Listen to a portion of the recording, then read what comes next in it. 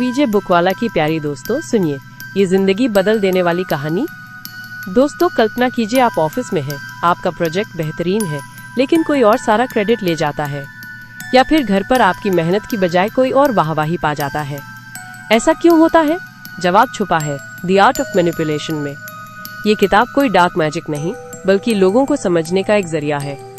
जैसे कोई शेफ मसालों से स्वाद बदल देता है, वैसे ही ये किताब सिखाती है कि शब्दों, इशारों और छोटी छोटी चालों से रिश्तों और स्थितियों का स्वाद कैसे बदला जाए। चाहे बॉस को मनाना हो, परिवार वालों को समझाना हो या दोस्तों के बीच अपनी बात रखनी हो, ये किताब आपको गेम चेंजर बना देगी। तो क्या आप तैयार हैं इस माइंड शिफ्ट के लिए? चलिए इस सफर पर साथ चलते हैं जहां हर पन्ना आपको एक नया सीक्रेट वेपन देगा। अगले हिस्से में बताएंगे कि ये मैनिपुलेशन वाली बात डरावनी नहीं बल्कि आपकी रोजमर्रा की जिंदगी को आसान बनाने वाली है। अध्याय 1, द आर्ट ऑफ मैनिपुलेशन एक ऐसी किताब है जो हमारे रोजमर्रा के जीवन में छुपे हुए मनोवैज्ञानिक खेलों को उजागर करती है। ये किताब हमें सिखाती है कि कैसे लोग अक्सर दूसरों को अपने फायदे के लिए इस्तेमाल करते हैं और कैसे हम इन तरकीबों को पहचानकर खुद को बचा सकते हैं। द आर्ट ऑफ मैनिपुलेशन पहचानिए। जब कोई आपके दिमाग से खेल रहा हो, अरे भाई, कल ही मैंने राहुल को एक कॉफी शॉप में देखा, वो अपने दोस्त से बड़े मासूम अंदाज में कह रहा था, यार तुम्हारी तरह स्मार्ट तो कोई नहीं, मेरा ये प्रोजेक्ट तुम 5 मिनट में कर दोगे ना? और उसका दोस्त बिना सोचे हाँ बोल दिया। है ना मजेदार? यही है मैनिपुलेशन।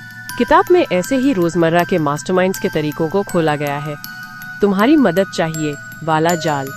लोग अक्सर दया या फ्लैटरी का इस्तेमाल करते हैं, जैसे तुम्हारे बिना मैं ये नहीं कर पाऊंगा, तुम तो जानते ही हो मैं इतना बिजी हूँ। समय का दबाव। किताब कहती है पहचानिए जब कोई आपको हाँ कहने के लिए भावनात्मक रूप से फंसा रहा हो। झूठी जरूरत का नाटक। एक दिलचस्प उदाहरण, सीमा की सास उसे रोज कहती, बेटा फ्रिज साफ कर दो, मेरी कमर दर्द कर रही है। बाद में पता चला वो तो पूरे दिन डांस क्लास में थी। ये विक्टिम कार्ड है, खुद को बेबस दिखाकर दूसरों से काम निकलवाना। छोटी शुरुआत, बड़ा फंदा। अध्याय 1 साइकोलॉजिकल ट्रिक बताता है foot in the door technique. जैसे अंकल जी पहले कहते हैं, बेटा बस 1 गिलास पानी दे दो, फिर धीरे धीरे और थोड़ा स्नैक्स, वो बर्तन भी, हो गया पूरा काम। समझदार बनिए ना कहना सीखिए, छोटी मांगों पर भी। असल जिंदगी की शतरंज किताब याद दिलाती है मैनिपुलेटर्स पको कंफ्यूजन, डर या अपराध बोध में रखते हैं। जैसे ऑफिस में बॉस का तुम्हारी प्रमोशन मेरे हाथ में है वाला इशारा। हल?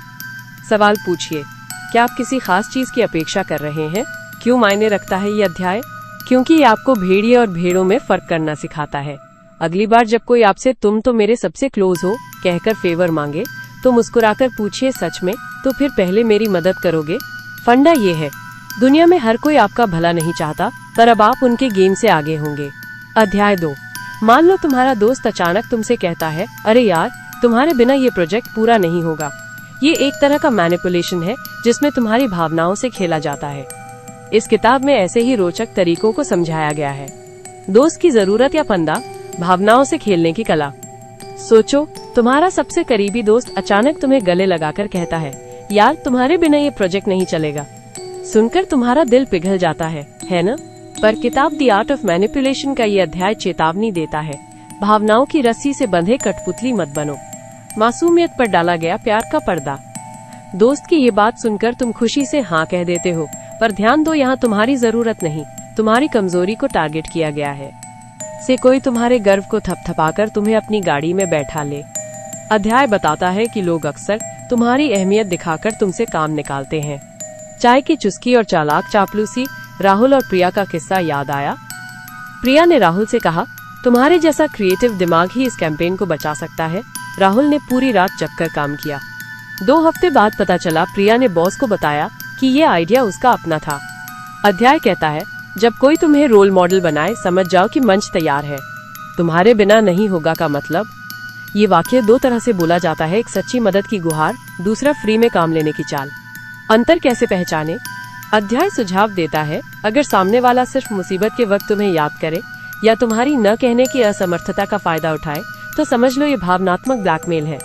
कैसे बचें इस जाल से? अगली बार कोई तुम्हारे बिना अधूरा है कहे, तो पूछो, क्या तुम मेरी मदद के बदले कुछ कर सकते हो? देखना उनकी जरूरत कितनी सेकंड्स में गायब होती है। अध्याय याद दिलाता है, जो तुम्हारी भावनाओं की दुकान खोले उसकी नीयत पर सवाल करो। आखिरी सबक, मैनिपुलेशन की ये तकनीक फ्लैटरी वायरस की तरह काम करती है, तुम्हारे आत्मविश्वास को इन्फेक्ट करके तुम्हें हाँ कहने पर मजबूर कर देती है। पर अब तुम जानते हो, जरूरत बताना अलग बात है, भावनाओं का शिकार बनाना अलग। तो अगली बार कोई तुम्हारी तारीफों के फूल बिछाए तो पूछ लेना ये गुलदस्ता है या फंदा। अध्याय 3 है नॉन वर्बल डोमिनेंस। आंखों का संपर्क, हाथों का इशारा, यहाँ तक कि तुम्हारी चुप्पी भी ताकत बन सकती है। एक बार की बात है, अजय को क्लाइंट से डील बंद करनी थी, मगर वो गुस्से में था। अजय ने बस सीधी आंखों में देखकर धीरे से कहा, आपका गुस्सा जायज है। क्लाइंट का तूफान शांत हो गया। आखिरी सच। ये किताब तुम्हें कंट्रोल नहीं सिखाती, बल्कि ये समझाती है कि लोगों के दिलो दिमाग तक पहुंचने का रास्ता कहां से शुरू होता है। और हाँ, ये ताकत तभी काम करेगी जब तुम इसका इस्तेमाल दूसरों की भलाई के लिए करोगे, वरना ये खेल खतरनाक हो सकता है। तो अगली बार जब कोई तुमसे बहस करे, याद रखना असली जीत वो नहीं जहाँ सामने वाला हार माने, बल्कि वो जहाँ वो तुम्हारी बात को अपनी समझे। अध्याय 4 the mirror effect, reflecting their desires. दर्पण का जादू। दूसरों की इच्छाओं को कैसे दिखाएं? सोचिए, आप किसी पार्टी में गए हैं और वहाँ एक शख्स आपसे बात करने लगता है। वो बस आपकी बात सुनता है, आपके विचारों को दोहराता है और ऐसा लगता है जैसे वो आपकी आत्मा का टुकड़ा हो। कितनी जल्दी आप उसकी तरफ आकर्षित हो जाते हैं। यही है द मिरर इफेक्ट, एक ऐसी तकनीक जिसमें आप सामने वाले की भाषा, इच्छाओं और भावनाओं को वापस उन्हीं की तरह दिखाकर उनका विश्वास जीत लेते हैं। मिरर इफेक्ट का राज, तुम जैसा मैं वैसा। इस अध्याय का मूल मंत्र है, लोग उन्हें पसंद करते हैं जो उन्हीं जैसे दिखते हैं, चाहे वो बॉडी लैंग्वेज हो, शब्दों का चुनाव हो या फिर सपने। जैसे अगर कोई आपसे कहे मुझे एडवेंचर पसंद है और आप जवाब दें, अच्छा लगा सुनकर, मैं भी पहाड़ों पर जाने का सपना देखता हूँ, वो आपको तुरंत पसंद करने लगेगा। एक सेल्समैन अगर ग्राहक की तरह बैठे, उसकी आवाज की स्पीड कॉपी करे तो डील जल्दी पक्की होती है। रोचक उदाहरण, एक प्रयोग में वेटर्स ने ग्राहकों के ऑर्डर को वैसे ही दोहराया। आपको स्पाइसी नूडल्स चाहिए, बिल्कुल सही चुनाव, तो टिप 70% बढ़ गए। असली जिंदगी का खेल। इसे कैसे आजमाएं? दोस्ती में अगर कोई कहे मैं हमेशा सच्चाई को तरजीह देता हूँ, आप कहें सच बोलना ही मेरी भी पहली प्राथमिकता है। देखिए कैसे रिश्ता गहरा होता है। प्यार में पार्टनर अगर बार बार फैमिली शब्द का इस्तेमाल करे तो आप भी उसी थीम पर बात करें, हम दोनों के लिए परिवार सबसे महत्वपूर्ण है ना। ध्यान रखें, ये नकल नहीं बल्कि समझदारी से सामंजस्य बिठाना है। जैसे पानी हर बर्तन का आकार ले लेता है, मगर असलियत वही रहती है। ये तकनीक क्यों काम करती है? क्योंकि हर इंसान अंदर से चाहता है कि उसकी पहचान, उसके सपने सही माने जाएं। जब आप उन्हें उनकी ही भाषा में जवाब देते हैं तो वो सोचते हैं ये शख्स मुझे समझता है। मजेदार सच, राजनीति हो या विज्ञापन, हर जगह यही तरीका चलता है। नेताओं के भाषण सुनिए, वो दर्शकों के डर और सपनों को ही शब्द देते हैं। अंतिम सीख, मिरर इफेक्ट छल नहीं, कनेक्शन की कला है। अगली बार किसी से बात करें तो उनकी आंखों में झलकती इच्छा को पकड़िए और उसे शब्द दीजिए, फर्क खुद ब खुद दिख जाएगा। तो क्या आपने कभी किसी को अपनी ही परछाई की तरह महसूस कराया है? कमेंट में बताइए, शायद मैं भी आपकी भाषा में जवाब दूं। अध्याय 5 the illusion of control, making them think they are in charge. The illusion of control, वो खेल जिसमें आप हार कर भी जीतते हैं। अरे भाई, कभी ऐसा हुआ है कि आपको लगा कि आप बिल्कुल कंट्रोल में हैं, पर बाद में पता चला कि कोई और आपके फैसलों को चुपके से डायरेक्ट कर रहा था? यही तो है द इल्यूजन ऑफ कंट्रोल, एक ऐसा जादू जिसमें लाते लोगों को लगता है कि वो बॉस है, पर असली पट्टा किसी और के हाथ में होता है। इस अध्याय में हम यही समझेंगे कि ये खेल कैसे खेला जाता है। क्या है ये इल्यूजन? सोचिए, आप रेस्तरां में हैं और वेटर आपसे पूछता है, सर सलाद ड्रेसिंग का चुनाव आप करेंगे? हमारे पास इटालियन, थाउजेंड आइलैंड और बाल्सामिक विनेगर है। आपको लगता है आपने चुनाव किया, पर सच ये है कि वेटर ने आपको 3 ही ऑप्शंस दिए। बाहर की दुनिया में आपकी पसंद को लिमिट करके भी उसे कंट्रोल का एहसास दिलाया गया। यही है इल्यूजन। रोचक उदाहरण, एक पिता अपने बच्चे को होमवर्क करवाना चाहता है। वो कहता है, बेटा अब तुम्हें पढ़ना है, क्या तुम गणित करोगे या विज्ञान? बच्चा सोचता है उसने चुनाव किया, पर असल में पिता ने उसे दोनों ही करवाने थे। यहाँ बच्चे को फॉल्स चॉइस का एहसास दिया गया। ये टेक्निक काम कैसे करती है? देखिए, इंसान का दिमाग कंट्रोल पाने का भूखा होता है। जैसे कि आपके दोस्त ने कहा, यार ट्रिप पर जाना है तो बताओ, गाड़ी मेरी चलेगी या तुम्हारी? ध्यान दो, उसने पूछा ही नहीं कि जाना है या नहीं। उसने आपको सिर्फ ड्राइवर चुनने का ऑप्शन दिया, पर ट्रिप पर जाने का फैसला तो उसका ही था। रियल लाइफ हैक, अगर आप किसी को अपनी बात मनवाना चाहते हैं तो उसे लिमिटेड चॉइस दें, जैसे चाय पियेंगे या कॉफी। अब सामने वाला नहीं बोलेगा, बल्कि एक ऑप्शन चुनकर खुद को इंचार्ज समझेगा। ये क्यों जरूरी है? क्योंकि ये इल्यूजन हर जगह है। बॉस आपसे कहता है प्रोजेक्ट का डेडलाइन तय करो, शुक्रवार को पूरा करोगे या सोमवार को। कंपनी आपसे पूछती है क्रेडिट कार्ड से भुगतान करेंगे या यूपीआई, पर क्या आप खरीदारी करना चाहते हैं? ये सवाल कोई नहीं पूछता। अगली बार जब कोई आपको चॉइस दे तो गौर कीजिएगा कहीं आपको कंट्रोल का झांसा तो नहीं दिया जा रहा। और हाँ, अगर आपको ये ट्रिक पसंद आई तो बताइए इसे दोस्तों को बताना चाहेंगे या खुद आजमाना। अध्याय 6, the power of silence when not speaking wins. चुप्पी की ताकत, जब बोलना न बोलने से ज्यादा असरदार हो। अगर मैं आपसे पूछूं कि बातचीत में सबसे शक्तिशाली हथियार क्या है, तो आप शायद तेज जवाब, चतुर तर्क या प्रभावशाली भाषण का नाम लेंगे। लेकिन द आर्ट ऑफ मैनिपुलेशन के इस अध्याय में एक हैरान करने वाला सच छुपा है। कभी कभी जीतने का सबसे अच्छा तरीका चुप रहना होता है। खामोशी का जादू, क्या कहते हैं विशेषज्ञ? इस अध्याय की शुरुआत एक दिलचस्प किस्से से होती है। एक व्यापारी बड़ी डील के लिए बातचीत कर रहा था। उसका प्रतिद्वंद्वी लगातार कीमत घटा रहा था, लेकिन वो चुपचाप सुनता रहा। आखिरकार खामोशी के दबाव में प्रतिद्वंद्वी ने खुद ही उससे भी कम कीमत पेश कर दी। यहाँ सीख ये है, जब आप बोलते हैं तो आप अपनी शक्ति छोड़ देते हैं। जब चुप रहते हैं तो दूसरा खुद ही अपनी कमजोरियां उजागर कर देता है। रोजमर्रा के उदाहरण, चुप्पी कैसे काम करती है? रिश्तों में सोचिए, आपका साथी गुस्से में आप पर चिल्ला रहा है। अगर आप तुरंत जवाब देंगे तो झगड़ा बढ़ेगा, लेकिन अगर थोड़ी देर खामोशी से सुन ले तो सामने वाला खुद ही शांत हो जाएगा। साक्षात्कार में इंटरव्यूअर ने सवाल पूछा और आपने जवाब देने से पहले 2 सेकंड की चुप्पी रखी। इससे न सिर्फ आपका जवाब सोचा समझा लगेगा, बल्कि इंटरव्यूअर भी आपके आत्मविश्वास से प्रभावित होगा। लेकिन चुप रहना तो कमजोरी है, ऐसा नहीं। एक दोस्त ने मुझसे कहा, अगर मैं चुप रहूंगा तो लोग समझेंगे कि मुझ में जवाब देने की हिम्मत नहीं। तब मैंने उसे एक वाक्य याद दिलाया, समुद्र की गहराई शांत होती है, उथलापन ही शोर मचाता है। चुप्पी धैर्य की निशानी है, डर की नहीं। जैसे शतरंज में बिना सोचे चाल चलना हार दिला देता है, वैसे ही बिना सोचे बोलना आपको पछतावा दे सकता है।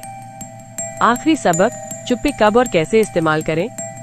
जब कोई आपको उकसा रहा हो, बस मुस्कुराकर चुप रहें। उनकी बेचैनी खुद उन्हें बेनकाब कर देगी। जब आपको फायदा लेना हो, नौकरी में वेतन वृद्धि की बातचीत हो या बाजार में सौदेबाजी, पहले सामने वाले को बोलने दे। वो अपनी अंतिम कीमत खुद बता देगा।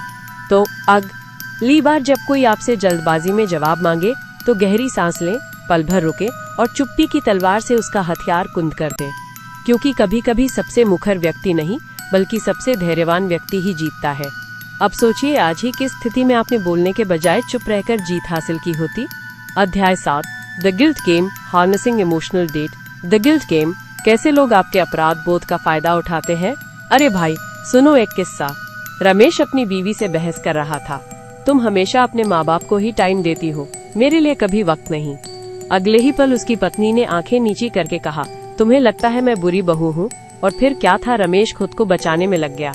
यही है गिल्ट गेम, एक ऐसा जाल जहाँ सामने वाला आपको अपराध बोध में डालकर अपनी मर्जी पूरी करवाता है। तुम्हारी वजह से वाला खेल। इस अध्याय में बताया गया है कि लोग कैसे आपके इमोशंस को हथियार बनाते हैं। जैसे एक दोस्त बार बार कहे, तुमने मेरी बर्थडे पार्टी छोड़ दी, अब तुम्हारी कोई फिक्र नहीं। ऑफिस में बॉस बड़ी मासूमियत से पूछे, क्या प्रोजेक्ट देर से देना अब तुम्हारी आदत बन गई है। ऐसे वाक्यों का मकसद होता है आपको एहसास दिलाना कि आपकी गलती है, और फिर आप खुद ही उनकी डिमांड्स मानने लगते हैं। असली जिंदगी के उदाहरण, मान लो आपका कोई रिश्तेदार आपसे पैसे मांगता है। आप मना कर दे तो वो भावुक होकर कहता है, अच्छा कोई बात नहीं, मैं समझ गया। तुम्हारी नौकरी लगी तो अब रिश्तों की कीमत भूल गए। अब आपके मन में क्या चलता है, अरे नहीं, मैं तो स्वार्थी नहीं हूँ, और फिर आप पैसे दे देते हैं। यही है गिल्ट ट्रिप। कैसे बचे इस जाल से? अध्याय बताता है कि दया दिखाना और दोषी होना अलग बातें हैं। अगर कोई आपको बार बार गिल्ट फील करवाए तो पूछो, क्या तुम सचमुच मेरी भावनाओं की परवाह करते हो या सिर्फ अपना काम निकाल रहे हो? हाँ ना में जवाब दो। जैसे कोई कहे, तुम हमेशा इग्नोर करते हो, तो सीधा जवाब दो, नहीं ऐसा नहीं है, बहस में ना पड़ो। आज के जमाने में क्यों मायने रखता है ये अध्याय? आजकल रिश्ते, ऑफिस पॉलिटिक्स या सोशल मीडिया, हर जगह लोग इमोशनल ब्लैकमेल करते हैं। अगर आप समझ जाएं कि कोई आपको गिल्ट ट्रिप दे रहा है तो आप उसके चंगुल से बच सकते हैं। तो दोस्तों, अगली बार कोई आपसे भावुक होकर तुम्हारी वजह से वाली लाइन मारे तो गहरी सांस लेकर पूछना, क्या सच में मैं गलत हूँ या तुम मुझे फंसा रहे हो? क्योंकि जो रिश्ते अपराध बोध पर चलते हैं वो कभी खुशहाल नहीं होते। अब सोचो, क्या आपने भी किसी को गिल्ट ट्रिप दी है? अध्याय 8, the distraction dance, shifting focus to hit the truth. The distraction dance, सच को छुपाने का मनोरंजक खेल। सोचिए, आप किसी रेस्तरां में बैठे हैं और सामने वाला व्यक्ति आपसे एक अजीब सवाल पूछता है, क्या आपको लगता है कि हाथी उड़ सकते हैं? आप ठहाका लगाते हैं, क्या बकवास है, लेकिन तभी वो आपसे पूछता है, तो फिर आप मानते हैं कि नीले रंग की छाया नहीं होती?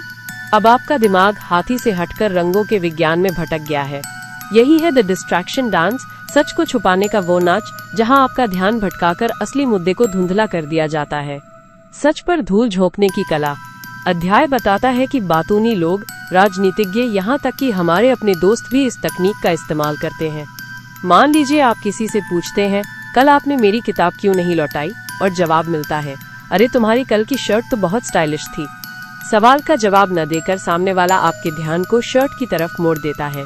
यही है फोकस शिफ्टिंग, एक ऐसा जादू जो सच को गायब नहीं करता, बस उस पर चर्चा ही नहीं होने देता। रोचक उदाहरण, जब गधा बन गया विषय। किताब में एक मजेदार किस्सा है। एक नेता से पत्रकार ने पूछा, आपके पार्टी के सदस्य ने घूसखोरी की है, आप क्या कहेंगे? नेता जोर से हंसा और बोला, साहब, आप तो गधों पर रिसर्च करते नजर आते हैं। क्या आप जानते हैं कि गधा एक दिन में कितना पानी पीता है?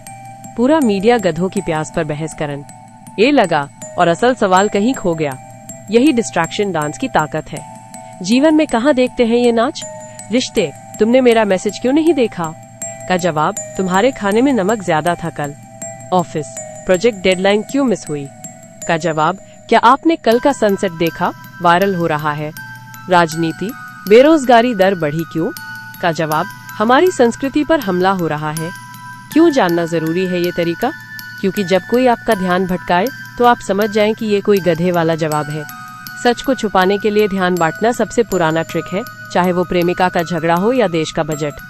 अगली बार जब कोई आपसे सीधा सवाल का जवाब देने की बजाय तुम्हारी नई कार कैसी चल रही है पूछे, तो मुस्कुराकर कह दीजिएगा, मैं इस डिस्ट्रैक्शन डांस को पहचानता हूँ दोस्त। तो अब आप तैयार हैं इस मैनिपुलेशन को पहचानने के लिए? क्या आपको लगता है कि अरे रुको, क्या आपने कल का मैच देखा? अध्याय 9, द फर्जी deadline, creating urgency where there is none. The फर्जी डेडलाइन, जब कल करेंगे वालों को आज ही चाहिए लगता है। सोचिए, आप शाम को आराम से चाय पी रहे हैं कि अचानक बॉस का मैसेज आता है, ये प्रोजेक्ट रिपोर्ट आज रात 12 बजे तक चाहिए। आपकी चाय की चुस्की अधूरी रह जाती है, दिल धड़कने लगता है। लेकिन जब आप जल्दी जाओ लदी काम पूरा करके भेजते हैं तो पता चलता है कि बॉस ने तो अगले हफ्ते तक रिपोर्ट देखी भी नहीं। यही है फर्जी डेडलाइन का खेल, जहां आपको झूठी जल्दबाजी में फंसाकर काम करवा लिया जाता है। कैसे काम करता है ये तरीका?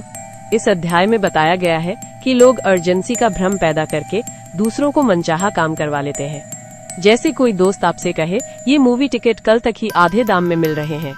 आप सोचते हैं छूट निकल जाएगी और खरीद लेते हैं। बाद में पता चलता है कि ऑफर अगले महीने तक चलेगा।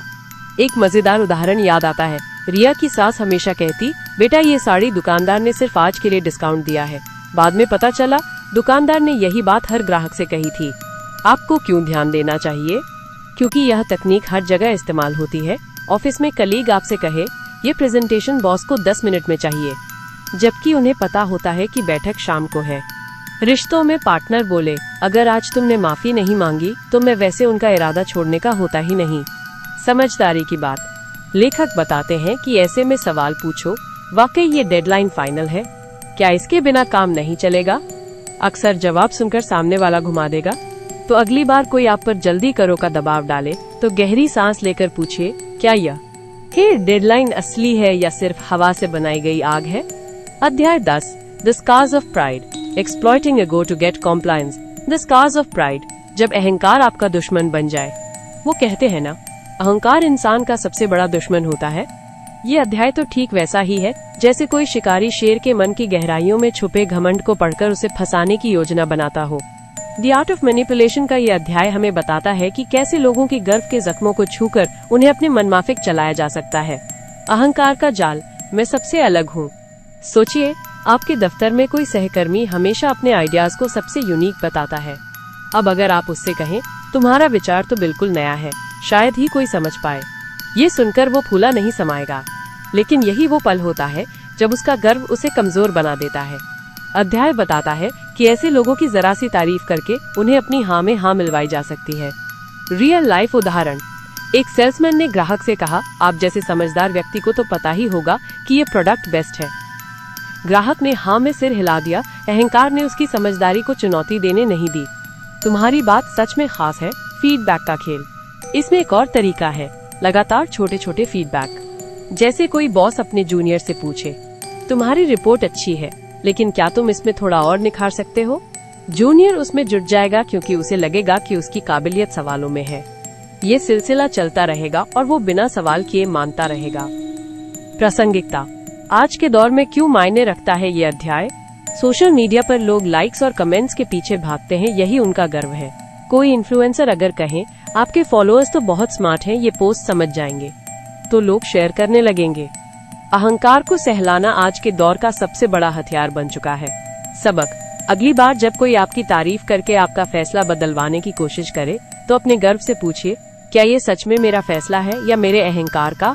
कहानी का अंत, लेकिन सबक बाकी। अध्याय 11। The misdirection play, attacking one point to defend another. The misdirection play, ध्यान भटकाकर जीत की चाल। अरे भाई, कभी ऐसा हुआ है कि आप किसी बहस में फंस गए हो और सामने वाला अचानक एकदम अलग बिंदु उठाकर आपको भ्रमित कर दे। जैसे आपने कहा ये सड़क टूटी हुई है, मरम्मत चाहिए, और उसने जवाब दिया, पर आप तो खुद कल पार्क में कूड़ा फेंकते देखे गए। यही तो है मिसडायरेक्शन प्ले, एक ऐसी चाल जिसमें दूसरे को गलत दिशा में भटकाकर अपनी कमजोरी छुपा ली जाती है। मुख्य विचार, ध्यान बटाओ, रात छुपाओ। इस अध्याय का सार यही है कि लोग अक्सर कमजोर मोर्चे को बचाने के लिए दूसरे मोर्चे पर हमला कर देते हैं।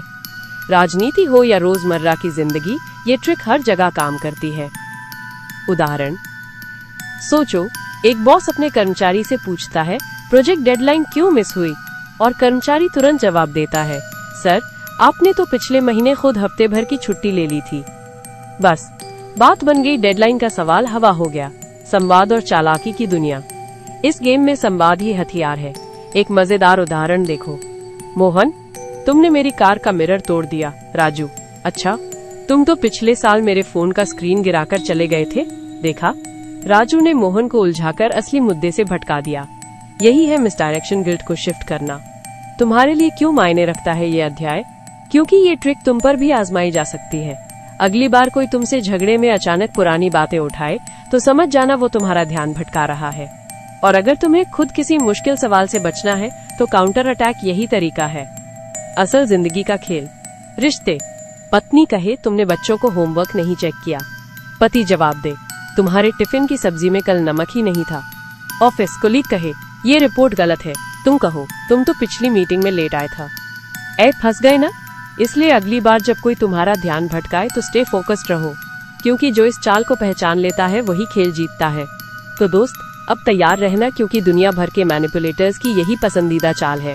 पर अब तुम्हारी बारी है इसे समझकर काउंटर चेकमेट देने की। अध्याय 12। The reverse psychology trap, making them think it's their idea. The reverse psychology trap, जब दूसरे को लगे कि ये उसका अपना विचार है।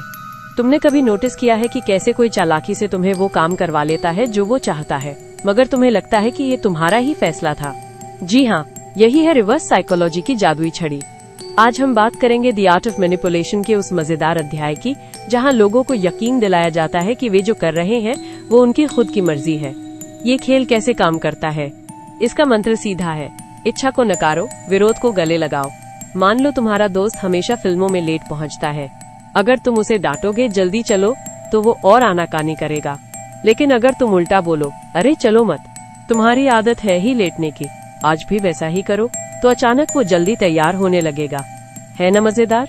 उसे लगेगा कि उसने खुद फैसला किया है। रोचक उदाहरण। शॉपिंग मॉल वाली चाल। एक पापा अपने बेटे को नया फोन दिलवाने मॉल ले गए। बेटे ने महंगा मॉडल देखकर जिद पकड़ ली। पापा ने सीधे मना करने की बजाय कहा, अच्छा तो तुम यही फोन लोगे? समझदारी नहीं है, लेकिन ठीक है, तुम्हारी मर्जी। अब बेटे के मन में शक हुआ, क्या सच में ये अच्छा है? और उसने खुद ही सस्ता विकल्प चुन लिया। यहाँ पापा ने विरोध को सुझाव में बदल दिया। दफ्तर की राजनीति में भी कारगर। मान लो तुम्हारा बॉस हर मीटिंग में तुम्हारे आइडियाज को नकार देता है। अगली बार जब तुम कोई प्लान सुझाओ तो कहो, शायद ये काम न करे, लेकिन चलो बताता हूँ। बॉस का दिमाग नहीं सुनकर हाँ की तरफ मुड़ेगा। वो खुद ही कहेगा, नहीं ये तो अच्छा है, क्यों जरूरी है ये तरीका? क्योंकि कोई भी व्यक्ति दबाव से नहीं, अपनत्व से मानता है। चाहे रिश्ते हो या बिजनेस, लोग उसी बात को अपनाते हैं जिसे वे अपना समझें। रिवर्स साइकोलॉजी की खूबसूरती यही है कि ये टकराव नहीं, सहमति पैदा करती है। तो अगली बार जब कोई तुम्हारी बात ना माने, उल्टा रास्ता आजमाओ, उसे लगने दो कि ये उसकी जीत है। फिर देखना कैसे चीजें तुम्हारे मुताबिक होने लगती हैं। क्या कभी तुमने ऐसी कोई चाल अपनाई? कमेंट में बताओ। अध्याय 13, the emotional blackmail when love becomes a weapon. एक कहानी जो दिल दहला देगी। सोचो, तुम्हारा कोई अपना तुमसे कहे, अगर तुम्हें सच में मुझसे यार है तो ये काम करोगे, और अगर तुम ना करो तो वो मायूस हो जाए, रूठ जाए या तुम्हें दोषी महसूस करवाए। यही है इमोशनल ब्लैकमेल, प्यार को हथियार बनाकर दूसरे को अपने कंट्रोल में लेना। इस अध्याय में लेखक बताते हैं कि कैसे रिश्तों में हमारी भावनाओं का गलत इस्तेमाल होता है। चलो एक उदाहरण से समझते हैं। रिया और अरमान की कहानी। रिया को डांस करना पसंद था, लेकिन उसका बॉयफ्रेंड अरमान हमेशा कहता, तुम्हारा सारा समय डांस क्लास में चला जाता है, मेरे लिए तुम्हारे पास वक्त ही नहीं। क्या तुम्हें मुझसे प्यार नहीं? रिया ने डांस छोड़ दिया। अरमान खुश हो गया, पर रिया के दिल में एक कसक रह गई। यहाँ प्यार नहीं, कंट्रोल था। कैसे काम करता है इमोशनल ब्लैकमेल? गिल्ट ट्रिप, तुमने मेरे लिए कभी कुछ नहीं किया। डराना, अगर तुम ऐसा करोगे तो मैं चली जाऊंगी। विक्टिम कार्ड, मैं तुम्हारे लिए इतना सहन करता हूँ और तुम? लेखक कहते हैं प्यार कभी मांगता नहीं, देता है। जो रिश्ता तुम्हें बांधे नहीं बल्कि आजाद करे, वही सच्चा है। आज के जमाने में क्यों मायने रखता है ये अध्याय? आजकल रिश्तों में तुम पर मेरा हक है वाली सोच बढ़ रही है। परिवार, पार्टनर, दोस्त, हर कोई भावनाओं का जाल बुनकर हमें अपने मनमाफिक चलाना चाहता है। अगर तुम्हें लगे कि तुम्हारी भावनाओं का फायदा उठाया जा रहा है तो वो मुझ बोलने से मत डरो। फाइनल थॉट, अगली बार कोई तुमसे कहे प्यार है तो ये करो, तो पूछ लेना, क्या ये प्यार की कीमत है या प्यार का नाटक? क्योंकि सच्चा प्यार कभी हथियार नहीं बनता। अध्याय 14, इस किताब को पढ़कर तुम्हें एहसास होगा कि कैसे कुछ लोग बड़ी ही चालाकी से दूसरों को अपने मुताबिक चलाने की कोशिश करते हैं। अगली बार जब कोई तुम्हें ऐसी स्थिति में डाले तो तुम उसकी चाल को पहचान पाओगे। दोस्तों, कल्पना करो तुम एक कैंडी की दुकान पर हो और कोई तुमसे कहता है, अरे भाई, सिर्फ तुम्हारे लिए ये खास चॉकलेट 50% छूट पर है, लेकिन आज ही। तुम्हें लगता है कि तुम्हारी किस्मत खुल गई, पर असल में ये दुकानदार की चाल है। ठीक यही तरीका द आर्ट ऑफ मैनिपुलेशन के इस अध्याय में समझाया गया है। ये अध्याय तुम्हें सिखाता है कि कैसे लोग तुम्हारे फैसलों को अपने मन मुताबिक मोड़ने की कोशिश करते हैं, चाहे वो कोई सेल्समैन हो, कोई ऑफिस का सहकर्मी या यहाँ तक कि कोई करीबी दोस्त भी। मगर अब तुम्हारी बारी है इनकी चाल समझकर जवाब देने की। तुम्हें याद है वो दिन जब अंकित ने कहा था, तुम इतने बुद्धिमान हो, ये प्रोजेक्ट तुम ही संभाल लो, और फिर पूरा काम तुम पर आ गया। ये फ्लैटरी यानी चापलूसी का हथियार था। किताब बताती है कि कैसे लोग तुम्हारे अहंकार या डर को टारगेट करके तुम्हें बेवकूफ बनाते हैं। कोई तुम्हारी खुश आमद करके काम निकालेगा, कोई लिमिटेड टाइम ऑफर वाला डर दिखाएगा, तो कोई सब कर रहे हैं वाला झूठ बोलेगा। पर अब तुम जाग चुके हो। मान लो तुम्हारा बॉस कहता है, इसी हफ्ते ये रिपोर्ट चाहिए, नहीं तो क्लाइंट नाराज हो जाएगा। सच ये हो सकता है कि उसने पहले से ही देरी कर दी हो और अब तुम पर प्रेशर डाल रहा है। इस अध्याय की सबसे जरूरी बात यह है कि ये तुम्हें न कहने का हुनर सिखाता है। जब तुम समझ जाते हो कि सामने वाला क्या ट्रिक इस्तेमाल कर रहा है, तो तुम्हारा जवाब होगा, देखो यार, मैं तुम्हारी बात समझ रहा हूँ, पर मेरी भी कुछ लिमिट्स है। तो अगली बार कोई तुम्हें फंसाने की कोशिश करे तो गहरी सांस लेना और खुद से पूछना, क्या ये सच में मेरा फायदा है या सिर्फ मुझे इस्तेमाल करने की चाल है? क्योंकि जागरूक होना ही सबसे बड़ा बचाव है। और हाँ, ये स्किल सीखकर तुम न सिर्फ खुद को बचाओगे, बल्कि दूसरों को भी इन ट्रिक से आगाह कर पाओगे। क्योंकि असली ताकत वही है जो दूसरों को गुमराह करने के बजाय उन्हें सच्चाई दिखाए। अब बताओ, क्या तुमने कभी किसी की ऐसी चाल को पकड़ा है? चलो कमेंट में शेयर करो। और इस तरह आज की कहानी का पर्दा गिरता है। मगर दोस्तों, याद रखिए, हर किताब की तरह हर कहानी के अंत में एक नई शुरुआत छुपी होती है। अगर आपको लग रहा है कि अरे यार, इतना मजा आ गया, अब क्या, तो घबराइए मत, क्योंकि अगले एपिसोड में हम लेकर आ रहे हैं ड्रमरोल का आवाज, एक ऐसी रहस्यमय किताब की कहानी जिसने पढ़ने वालों के दिमाग की खिड़कियां खोल दी। क्या आप तैयार हैं उस सफर के लिए जहां हर पन्ना एक नया झटका देगा? और हाँ, जब तक हम वापस आते हैं, एक छोटा सा काम आपका बनता है। अगर आज की कहानी ने आपके दिल को छुआ तो इस चैनल को अपनी किताबों की दुनिया का हिस्सा बना लीजिए। नीचे बेल आइकन पर क्लिक करके सब्सक्राइब कर दीजिए और अपने उस दोस्त को टैग कीजिए जो किताबों के बिना एक दिन भी नहीं रह सकता। क्योंकि याद रखिए, कहानियाँ तभी जिंदा रहती हैं जब हम उन्हें आपस में बांटते हैं। तो फिर मिलेंगे अगली बार एक और दिलचस्प किताब की गलियों में, जहां शब्द जादू बन जाते हैं और पन्ने सपने। खुद को तैयार रखिए, क्योंकि विजय बुक वाला अभी और बहुत कुछ लेकर आने वाला है। और हाँ, अगर आपने अभी तक लाइक नहीं किया तो क्या आप सच में किताबों वाले इंसान हैं? पेज पलटते रहिए, मस्त रहिए। सब्सक्राइब और शेयर जरूर कीजिए। हर बुक को आप तक पहुंचाने में बहुत मेहनत लगती है। आपका लाइक, शेयर एंड सब्सक्राइब हमें और बुक लाने के लिए मोटिवेट करेगा। और अगली बुक कौन से चाहिए, कमेंट बताइए।